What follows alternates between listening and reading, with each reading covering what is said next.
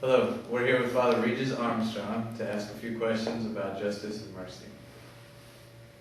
Father, do you see the sanctity of life issues as a logical application of Francis's call to mercy? Well, as I thought about the question,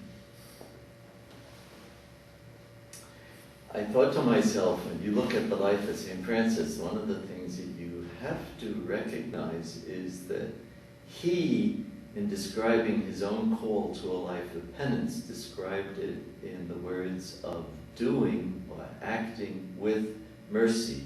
Fecit misericordiam. That's the Latin phrase that he took actually from Luke's Gospel and the Samaritan, the Good Samaritan. The Good Samaritan, fecit misericordiam, he acted with mercy. And Francis, I think, discovered God, as we know, through the embrace of the leper. He showed him mercy. So I think you could look at the whole of the gospel vision of Francis of Assisi and come to appreciate the fact that it was mercy that he saw capturing the mystery of God. And that to find God was to find probably the one who would bring out the richness of the mercy of God most fully. Somebody who was hurting, somebody who was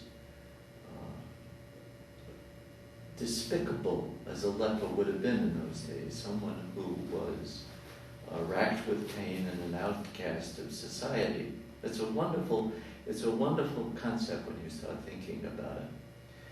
I started to get interested in what that meant, mercy. What was that? When I started to look at the word and struggled with how the Latin word just kind of falls flat in English, mercy. Because if you look at the word, it's made up of two distinct Latin words.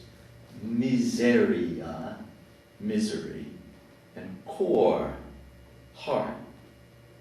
And if you tease them out, they actually mean to have a heart turned to misery.